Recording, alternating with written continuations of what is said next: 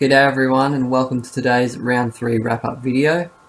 It was a bit of a disappointing round for me yet again. I scored 2013, which has me in an overall ranking of around 16,500. So look, it's not ideal, but in saying that, it is only the end of round 3. There's plenty of time to go in the season, so we'll soldier on and hopefully I can improve on that ranking moving forward. So now we'll take a look at how my team performed this round. But first we will revisit the trades that I made going into the round, and those trades were Matt Rowell to Nick Martin and Caleb Sarong to Zach Butters. Now you may be wondering why I made those moves. So the reason behind trading Matt Rowell or downgrading Matt Rowell to Nick Martin was that Nick Martin was essentially a must-have for me. I didn't have him for that first week, so I definitely needed Nick Martin, and the rookies that I already had on my benches, they all had plenty of cash to make. They had low break even, so I wasn't ready to cut one of them to get Martin. So I thought, we'll downgrade Rowell to Martin and bank that cash for now.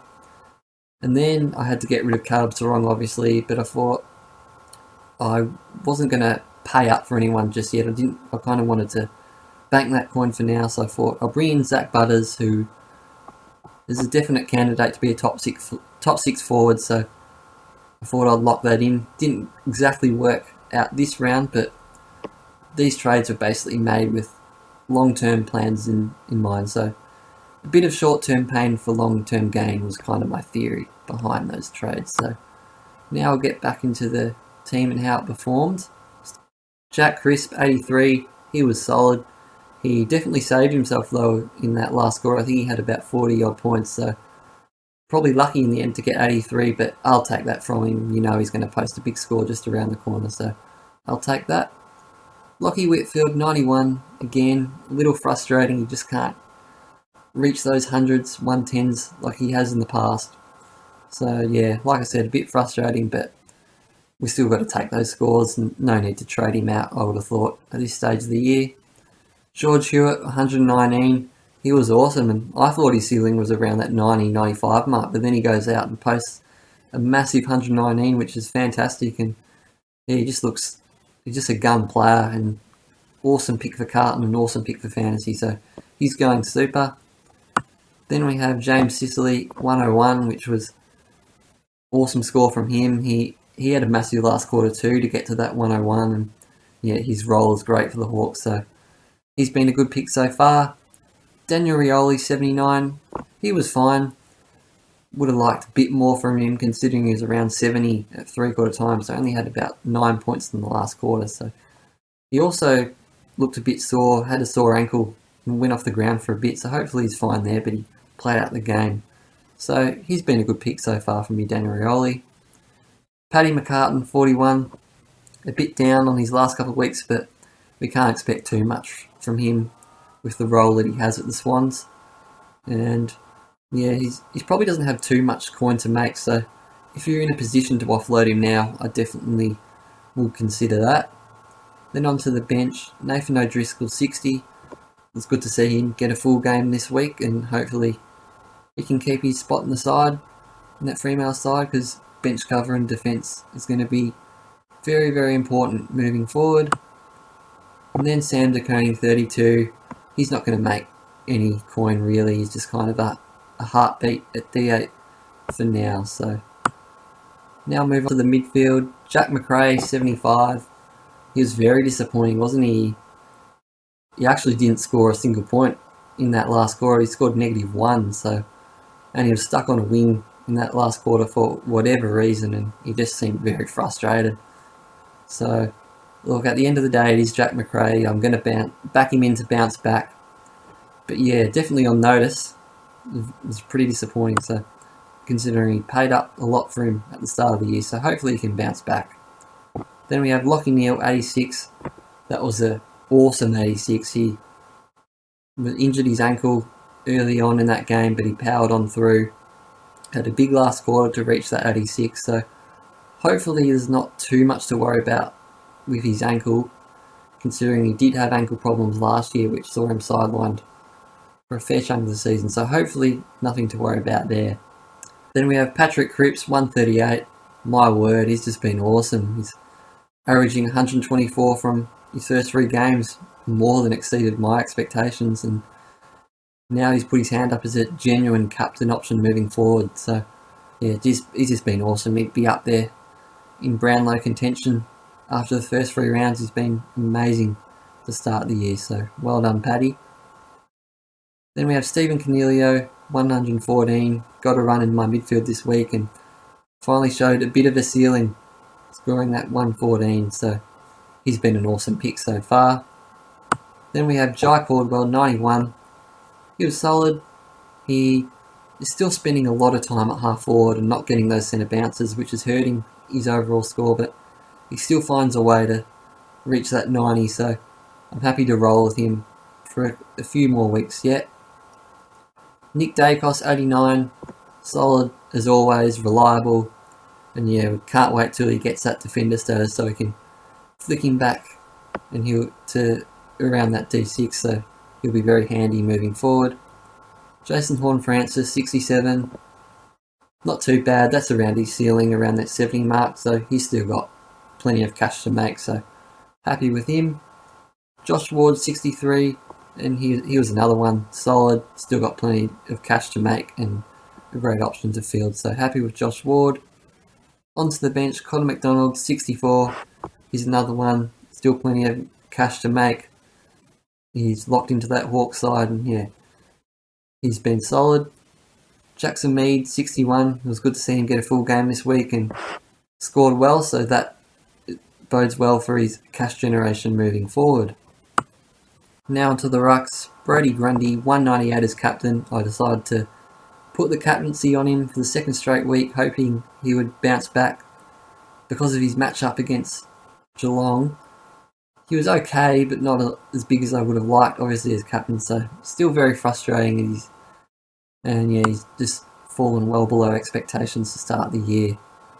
Then Max Gawn, 101, had a big second half to get to that 100, so it's good to see him finally post that triple figure score, but still you'd love a bit more from them, and yeah, we'll get to it a bit later in the video, but I'm actually looking to make some moves in the ruck department this week. And Jack Hayes on the bench, 45, it was just good to see him get another game, especially with Paddy Ryder coming back in and had a negative 21 break even going into it, so he made plenty of coin this week. I'm not too sure if he will keep his spot moving forward, but look, he's done his job. He's been a very good rookie to start with. Then on to the forwards, Josh Shankly, 132, he was awesome, and he's as reliable as ever at F1. Adam Treloar, 88, he was solid, just doing Adam Treloar things, very consistent, and yeah, happy with the pick. Just hope he can kind of reach those triple figures a bit more often. Then Zach Butters, 59, of course he scores his lowest score of the season the week I bring him in, so apologies to all his owners out there for doing that, but look, in all seriousness, he copped a heavy hit early on in that game, and he was a bit rattled after that. He kind of never really got into the game from that point, so I'm happy to forgive him there, and hopefully he can bounce back moving forward. I still think he's a good option and a good pick. Then Will Brady, 77, he was solid. His time on ground improved this week, which was a good sign, so I think we can keep him in our sides for a bit longer.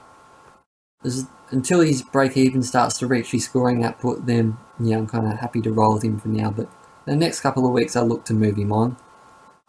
Then Tristan Xerri, 79, got that awesome role, that number one ruck role pretty much, so can't wait till he gets ruck status. That will prove handy in the next couple of weeks. Then Josh Rochelle, 42. It was frustrating considering I had Nick Martin on the bench who scored 71, so I lost about 30 points there. And it's one of the hardest things to pick the right rookies. I don't think I've ever picked the right rookies to field. It's such a hard task. Very annoying, but look, what can you do? Then onto the bench, Hugh Dixon, 59. That's a very handy score, so that should bode well for some future cash generation, which is very handy. And then Nick Martin, as I touched on, 71. He looked good again, and I look to put him on field this week.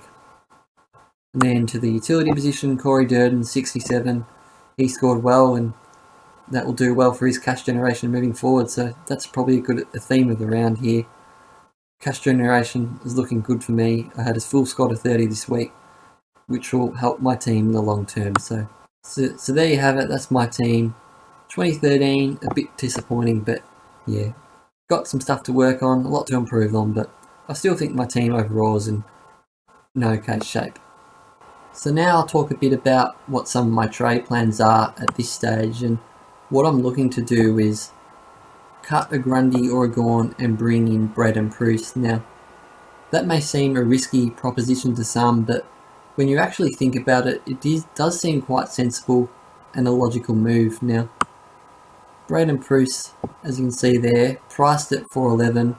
He turned up on the weekend. He was playing as the number one ruck for GWS and looks to have that role moving forward. And the other option I do have is to trade out of Jack Hayes and bring Bruce there and allow Bruce to be on my bench and make some coin. But I think when you've got someone capable of scoring hundreds and is playing as that number one ruck, I think you probably just have to field him. And the way I do that is to cut a Grundy or Gawn, I'm not sure which one I'll do yet, and play Bruce on the field as the kind of rookie, which is very handy and gives me a lot of coin obviously. And with that coin, I'll then look to upgrade one of my rookies to a uber premium.